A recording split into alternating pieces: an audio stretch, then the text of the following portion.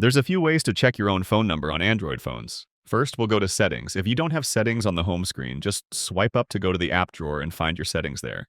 Once I'm in the settings, I can go all the way down to the section that says About Phone.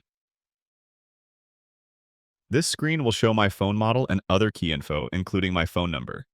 I have to blur it out for privacy reasons, but you should see your number on the right side. The menus and names are always slightly different depending on which version of Android or phone model you're using, but the basic idea is the same. Another place where you could find this is all the way up in the settings, under Connections. I'll tap SIM Manager, and this will show me my SIM card and the phone number associated to it. Another quick way to check this on a lot of Android phones is through the Phone app. Open the app, tap the three dots on the top, and go to Settings. Many phones will show an About section here that displays your phone number. My Galaxy phone doesn't have it, but if the first two options didn't work for you, check this one. If you're on a different model, it might be listed here. And that's how you check your number. Click the like button if this helped you and subscribe for more guides like this.